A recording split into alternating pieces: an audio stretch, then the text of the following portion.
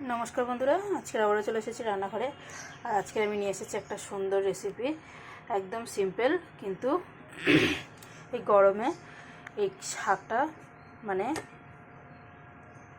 পাওয়াই যায় না, গরমের সময় একটু আধটু পাওয়া যায়। এগুলো হচ্ছে যারা গ্রামে থাকে তারা খুব ভালোভাবে চিনবে। এগুলো হচ্ছে গিমে শাক, যেগুলো মাটির মধ্যে হয়, তেতো শাক। এটা একটু তেতো হয়। এটাকে আমি মেথি শাক যেরকম করে ছাড়ায় সেরকম করে ছাড়িয়ে নিয়েছি। এই যে কত ছোট ছোট পাতা দেখুন। আর এই ডাঁটিগুলো খুব মোটা হয়, তো একদম মাথার দিকে এগুলো নিয়েছি আর পাতাগুলো ছাড়িয়ে ছাড়িয়ে নিয়েছি ডাঁটা থেকে। আর এই যে কিছু শাক আমি রেখে দিয়েছি একটা দেখাবার জন্য শুধু। এই যে শাকটা এরকম গোলভাবে হয়, এই যে শাক,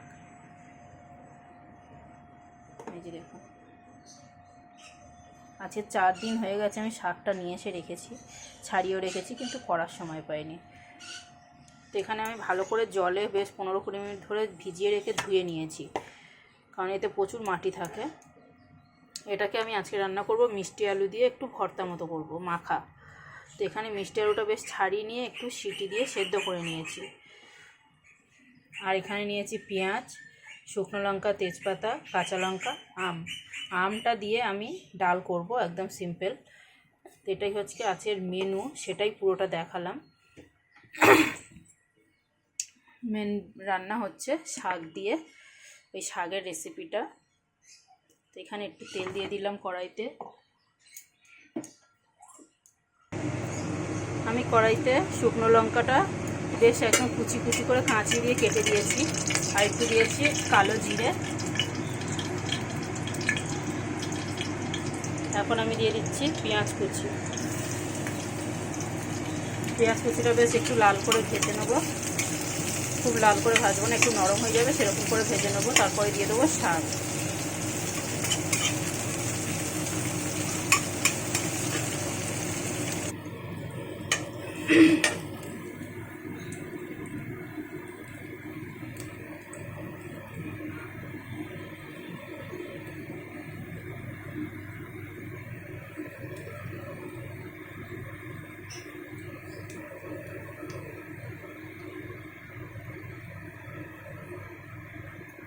একটু জিরে গুঁড়ো, ধনে গুঁড়ো, হলুদ গুঁড়ো আর একটুখানি লঙ্কার গুঁড়ো এখানে দিয়ে দিলাম।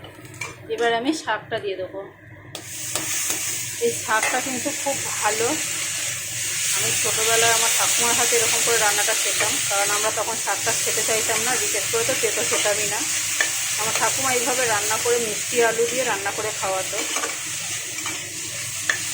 এখন কিন্তু নুন দিইনি, এখানে একটু শাকটাকে ভেজে নেব।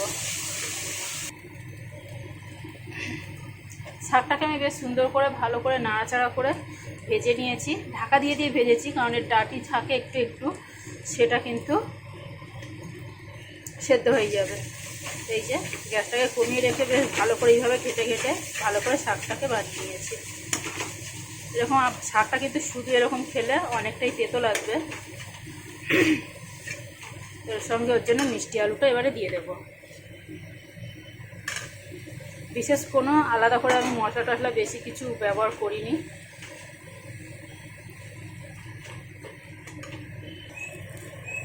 এখানে আমার শাক আলুর ভর্তাটা মাখাটা পুরো কমপ্লিট। এবারে আমি এটাকে তুলে নেব, নিয়ে কড়াইটা ধুয়ে এতে এবারে ডালটাকেও ফোড়ন দেব। ডালটাও আমার প্রেসার কুকারে সেদ্ধ করা আছে। যে দেখুন কত সুন্দর হয়েছে শাকটা। এখানে আমি আবার কড়াই বসিয়ে দিয়েছি, কড়াইতে দিয়ে দিয়েছি তেল।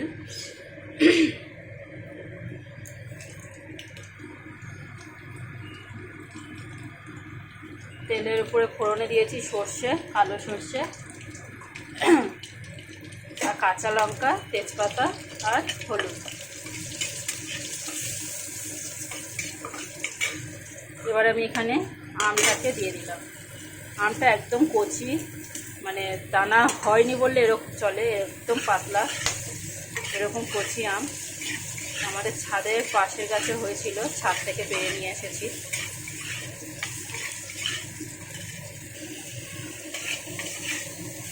বন্ধুরা, আমটা ভাজার সময় আমি নুন দিয়ে দিয়েছি, তাহলে আমটা ভালোভাবে সেদ্ধ হয়ে যাবে। এই যে অলরেডি সেদ্ধ হয়ে গেছে, কারণ এতটাই কচি আম, এর আর কিছু সেদ্ধ হবার আলাদা করে নেই।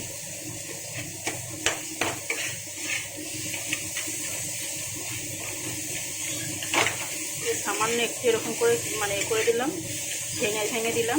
এবারে আমি এখানে ডালটা দিয়ে দেবো। ডালটা দিয়ে শুধু একটু ফুটিয়ে নেব, তাহলে আমার রেসিপি কমপ্লিট হবে। এখানে আমি মুসুর ডাল ইউজ করেছি, বন্ধুরা পছন্দ মতো ডাল ব্যবহার করতে পারে। এখানে একটু জল দিয়ে দেবো, নিজের পছন্দ মতো কীরকম ডাল রাখবেন সেরকম দেখে জল দিতে হবে। আমার কচি কচি আম দিয়ে আম ডালটা একদম রেডি। আজকের ভিডিওটা কেমন লাগলো বন্ধুরা অবশ্যই লাইক কমেন্ট শেয়ার করে জানাবেন। ভালো লাগলে আমার চ্যানেলটাকে সাবস্ক্রাইব করবেন। আর আমার ভিডিও দেখার জন্য বন্ধুদেরকে অনেক অনেক ধন্যবাদ। আজকের এটা আমার দুপুরের মেনু, সাথে মাছ ভাজা আছে, বেশি কিছু করার সময় পাইনি।